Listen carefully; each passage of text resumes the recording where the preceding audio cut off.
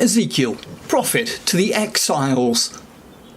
While Jeremiah was enduring the privations of the siege of Jerusalem, Ezekiel, 600 miles away as the crow flies, was busy in Babylon. He had been taken prisoner in 597 BC, along with thousands of other Jews, and forced to settle in the land of the enemy. Here, at the age of 30, the young priest was appointed a prophet of the Lord. Now, like Moses and Isaiah before him, he was granted an opening vision of the Lord in glory. He saw God enthroned on moving chariots of fire, with 4 cherubims like those in the tabernacle and temple, and giant wheels full of eyes. Then he was told he was to be a watchman for the exiles, warning them of spiritual danger. He would be made dumb, unable to speak except when God had a message for the people, so that when the word did come, it would have extra power. Ezekiel's role was to counter the hopefuls who were convinced the exiles would soon return to Jerusalem. Perhaps Egypt would conquer Babylon, they thought, or Nebuchadnezzar would change his mind and let them go. Instead, Ezekiel taught by a series of ingenious minds, for he could not speak, that Jerusalem was doomed. In chapter 4, he constructs an elaborate model of the city on his lounge carpet, complete with the siege mounds and battering rams. For over a year, he lies on his side in the front of the model, growing daily thinner as he rations his food and water to represent the inhabitants of Jerusalem away across the desert. Then, in chapter 5, he cuts off his hair and chops it with a knife or burns it in the fire to represent the bloody end to the siege, tucking in a tiny part of it into his cloak to simulate the minority who would survive the siege. In chapter 8, the prophet is taken in a vision to Jerusalem to see firsthand the evils that were bringing God's judgments on the city.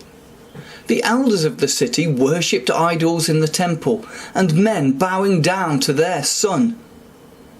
He watches the glory of God enthroned in the cherubims departing from the city. God could no longer dwell there.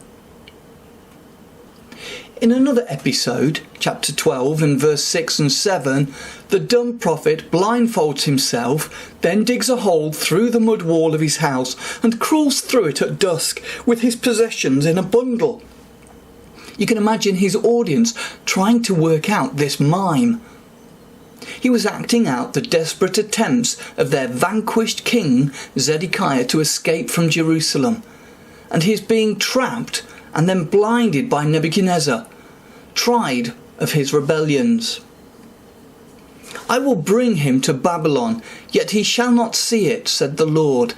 And that is exactly how it turned out.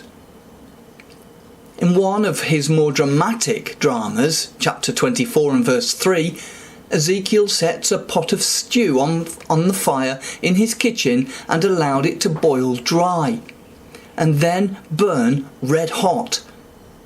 You can just imagine the smoke.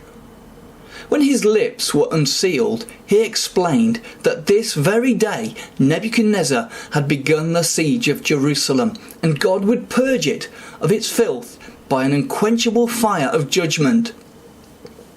Shortly afterward, his wife died, and he was told not to mourn for her, because that it is how it would be in Jerusalem when so many perished in the war that there was no time to be sad. From chapter 25 to 32, the prophet anticipates any hope that the other countries would rescue Judah from Babylon by predicting the downfall of their neighbours, Ammon, Moab, Ehab, Tyre and Egypt. History shows he was correct.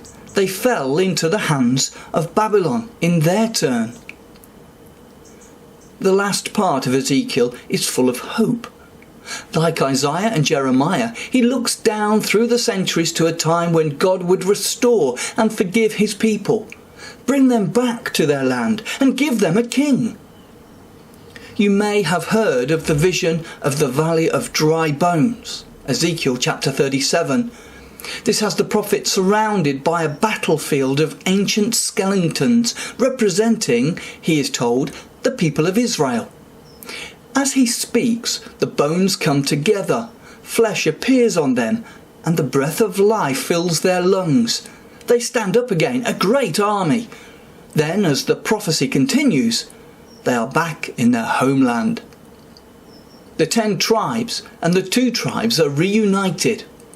And David, in Hebrew, the beloved, a title of Jesus, rules over the whole nation as one kingdom forevermore. Chapter 37, 21 to 28. But trouble strikes again. In chapter 38, a giant confederacy from the north sweeps down into the land that has become newly re-inhabited. All seems to be lost, but God at the last moment intervenes with an earthquake and fire, and the enemy hordes are knocked out, leaving the people thankful and obedient once more. The final chapters describe the construction of the magnificent new temple. Fresh water flows like a river from Jerusalem to the Dead Sea, bringing it new life, and the cherubic glory of God that departed over 2,000 years before now returns to God's holy hill. The next in our series is Daniel, the prophet of dreams.